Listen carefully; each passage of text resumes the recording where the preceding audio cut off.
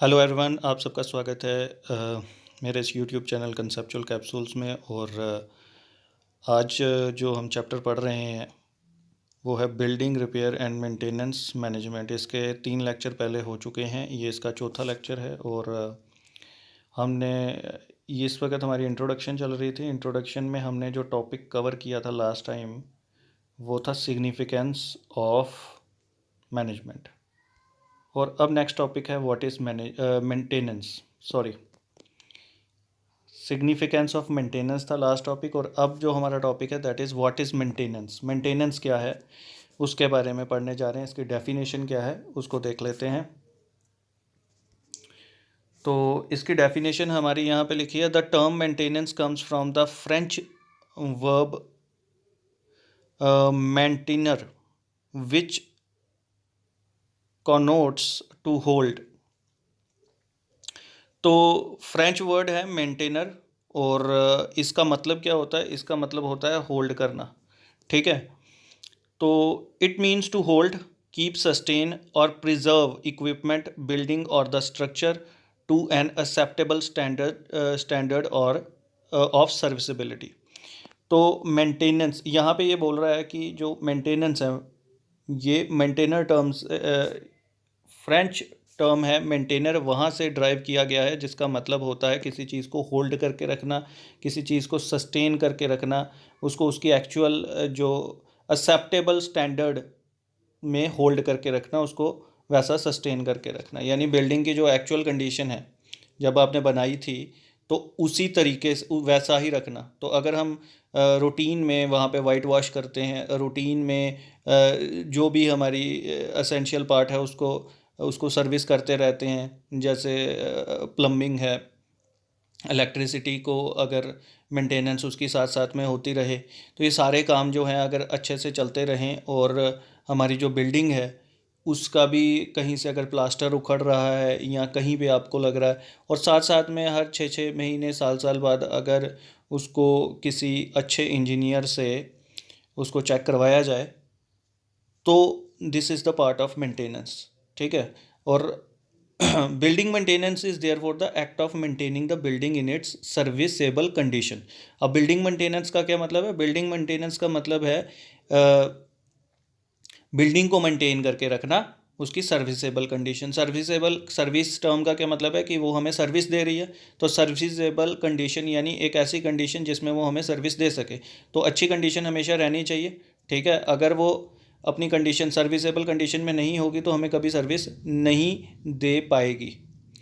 The act of maintaining may require repair or the replacement, but the primary objective of the maintenance is to avoid as far as possible the need for repair or the replacement of the structure elements, fitting services, equipment or the finishing which collectively make up the building and its environment।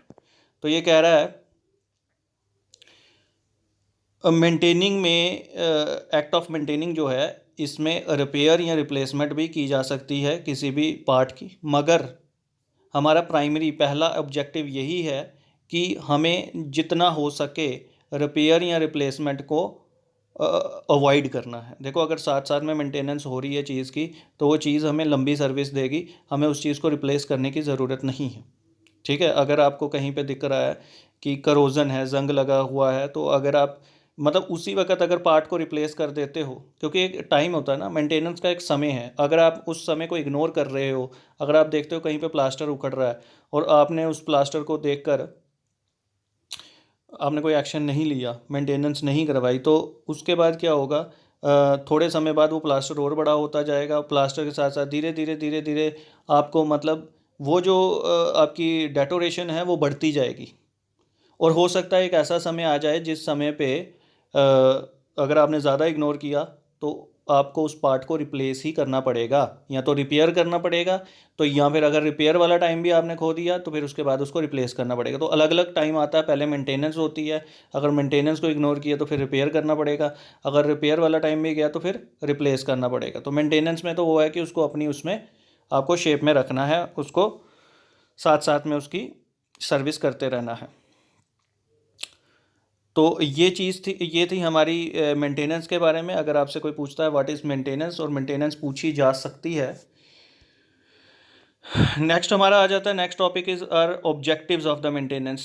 Maintenance के objective क्या हैं उसको हम यहाँ पर cover करने जा रहे हैं। The objective of the maintenance are to ensure that the building and its services can perform its designed functions for the desired period of the time with a high degree of reliability। अब यहाँ पे कह रहा है कि objective क्या है maintenance क्यों कर रहे हैं हम, ये इंश्योर करने के लिए ताकि ये पुख्ता ये हमें श्योर हो जाए that building and its services, building और उसमें जो सर्विसेज हैं जैसे इलेक्ट्रिसिटी आ गया और जो वाटर सप्लाई, ये सारी चीज़ें जो हैं जो सर्विसेज उसमें हैं वो अपनी परफॉर्म कर सके डिज़ाइन फंक्शन, जो फंक्शन के लिए उसको डिज़ाइन किया हुआ है डिज़ायर्ड पीरियड के लिए, जितना समय आपको चाहिए यानी 30 40 50 साल जितने के लिए भी आपने सोच कर बिल्डिंग बनाई है उतने समय के लिए वो आपको सर्विस दे सके अच्छे से with high degree of reliability. ठीक है। Due regards should be paid to overall economics of the maintenance operations and to the safety of the person living and working in it. और एक ऑब्जेक्टिव ये है कि इकोनॉमिक्स जितना भी खर्चा आने वाला है उसको भी सीरियसली हमें लेना है, उसको भी उसकी तरफ भी हमारा ध्यान जाना चाहिए। और दूसरी चीज़ है safety of the person living and working in it, जो आदमी उसमें रह रहा है बिल्डिंग में भी, वो रेजिडेंशियल है या फिर कोई ऑफिस वगैरह है या कहीं वर्क प्लेस है, तो persons living and working in it उसको उसकी सेफ्टी भी जरूरी। The main objective of the maintenance are, अब ऑब्जेक्टिव क्या है मेंटेनेंस के वो देख लेते हैं हम।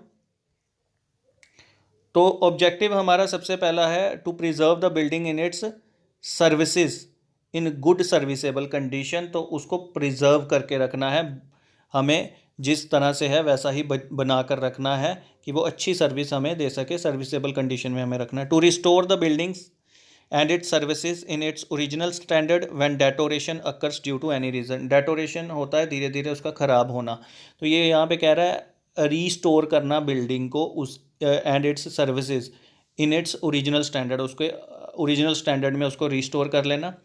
To make improvements in the serviceability whenever required, to make improvements करना उसकी सर्विसबिलिटी में व्हेन एवर रिक्वायर, जब भी ज़रूरत हो तो हम उसको उसमें इम्प्रूवमेंट कर सकें। To sustain the utility value को सस्टेन करके रखना।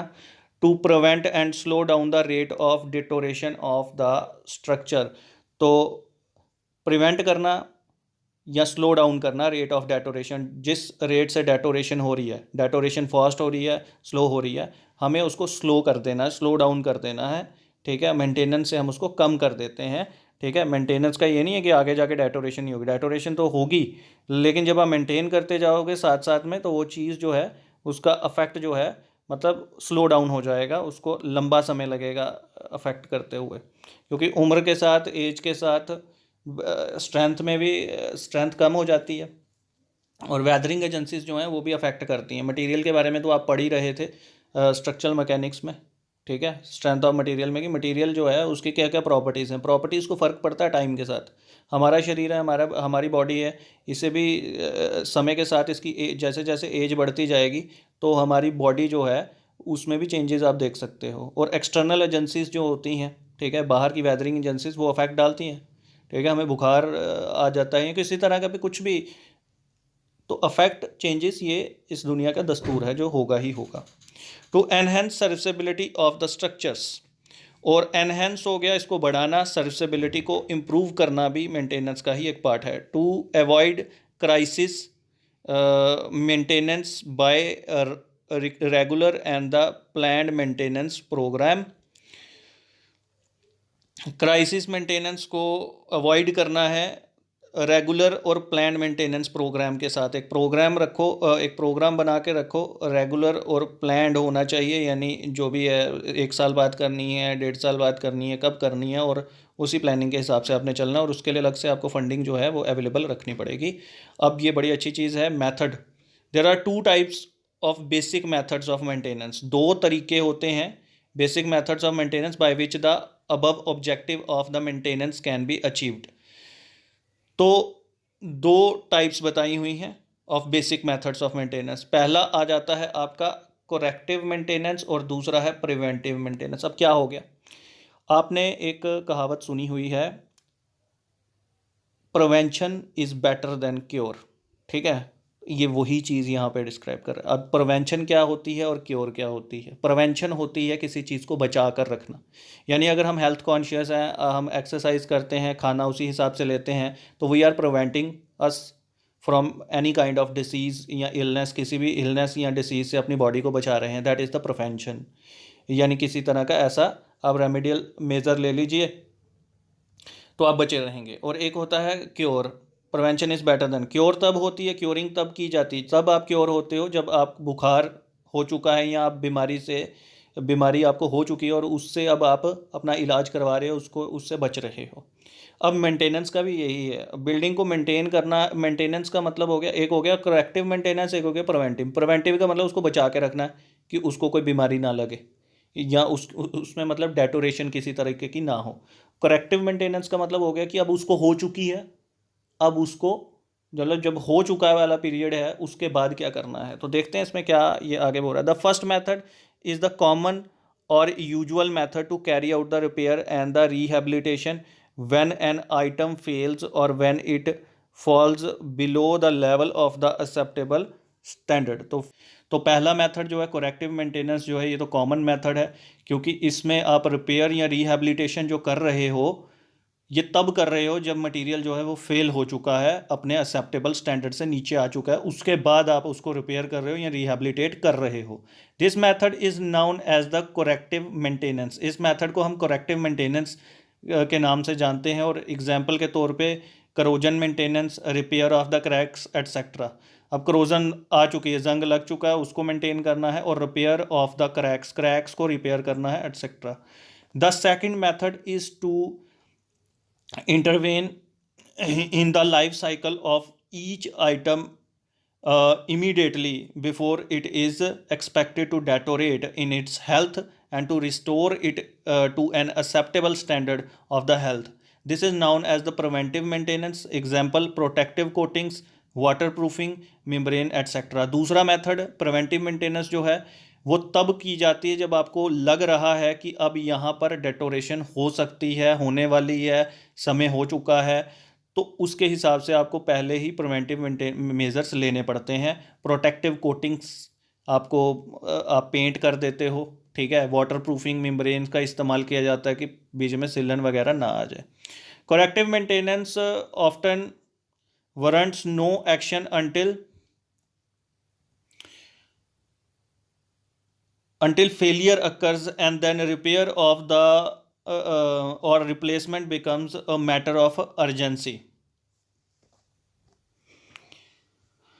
तो करेक्टिव मेंटेनेंस तब तक नहीं हम वो करते जब तक फेलियर अक्कर नहीं हो जाता या जब तक अर्जेंसी ना हो। मतलब अब मैटर ऑफ अर्जेंसी हो चुकी है, अब आपके पास कोई चारा ही नहीं बचा, आप इग्नोर करते जा रहे थे, लेकिन अब ये पूरी तरह से फेल हो चुका है, फेलियर अक्कर हो चुका है। अब आपके मैटर ऑफ अर्जेंसी अब नहीं करोगे तो आप ही के लिए प्रॉब्लम होगी। हो सकता है कि आप एक एग्जांपल के तौर पे प्लम्बिंग है, नल को आप देख रहे हो और नल जो है वो लीक कर रहा है और कल को आपके लिए इतना ज़्यादा प्रॉब्लम क्रिएट कर देता है कि अब उसको रिप्लेस करना आपकी एक मजबूरी बन चुकी है। अगर पहले आज चाहते तो आप उसी नलके से काम चला सकते थे, उसी नल से काम चला सकते थे, लेकिन अब आपको उसको रिप्लेस ही करना पड़ेगा। This of course is not a very satisfactory state of the affairs from the users point of view as well as from the economic aspect. और ये जो है ये सेटिस्फैक्ट्री स्टेट ऑफ अफेयर नहीं है, और इकोनॉमिक एस्पेक्ट के हिसाब से भी ये इस पॉइंट ऑफ व्यू से भी अच्छा नहीं है। दस the need for the preventive maintenance gains importance. तो प्रिवेंटिव मेंटेनेंस ही है जो उसी ने अपनी इम्पोर्टेंस जो है वो बनाई हुई है और इसी की हमें नीड है। ठीक है, इस लेक्चर में हम इतना ही रखेंगे, ऑब्जेक्टिव मेंटेनेंस तक ही रखेंगे। और अगर आपको कहीं पे भी कोई प्रॉब्लम है या PDF चाहिए तो आप मुझे मेरे WhatsApp नंबर पे कांटेक्ट कर सकते हैं जो आपको स्क्रीन पे शो हो रहे हैं।